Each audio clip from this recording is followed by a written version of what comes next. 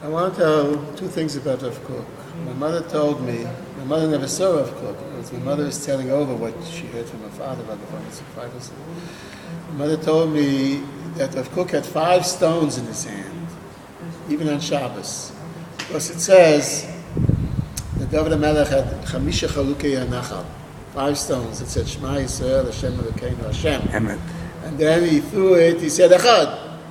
And they became one, and they killed Goliath. So, Rav Kook also had his stones. So this is just telling the Hasidim. Well, the Yalda Yerushalayim play with Chamesh Avanim, Kiyudua. Maybe, I don't know. I don't know. You're right, I know the phrase, but I don't know what it means. Chamesh Avanim. Chamesh Avanim. Anyways,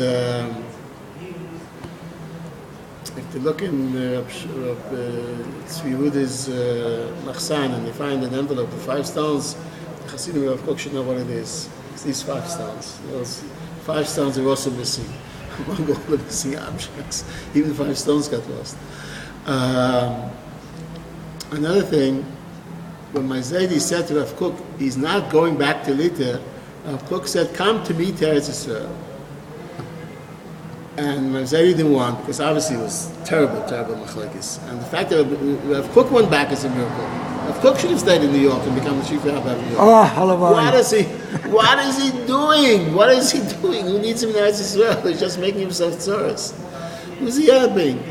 So himself, we would be shotek. You saying? If it was only himself, anachnu shotkim. Anyways, tremendous bravery and courage on his part. Unbelievable to see established. Anyway, so I came to Rav Kook's house. I was there a few times. It was the first few times I was there was mamish a mess. Unbelievable mess. Unbelievable. Then they fixed it up. And I want to see if I could find my zadie's picture.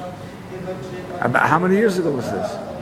Good question. I don't know. I have to think about it. I know they schlepped me, I think, with Harkovi. We went there close to 40 years ago. Because it was nothing. It was nothing. It was a churban. It was a churban. Had a chair, broken chair.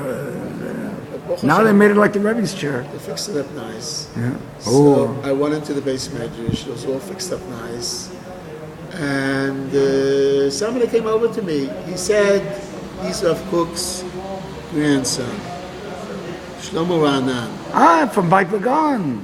He was killed by now. Ah, that one. Oh, there's a different. There's a Rainan that davens in Beit Vagan all the time. By Yechidut. Anyways, he asked me, what am I doing? He drowned. Who? Ah, the Ranan in Hebron. He was slaughtered in Hebron. Right. 3 years ago. Anyway, so he saw that I'm wearing the zebra, so he's wondering that a zebra walks into Rav Kook's house. So, as usual, Schneider finds himself in the wrong place at the wrong time. So he says, what are you doing here? So I explained to him that my zadie was with Rav Kook in 1924 in New York. So he says, he's Rav Kook's pinnacle. So this is like a moifis from Rav Kook. Since he had told my zadie to come with him, if my zadie didn't come, I came. The grandson came, and I met his grandson. Right, both Avram Yitzchak Kook and Avram Yitzchak feibelson.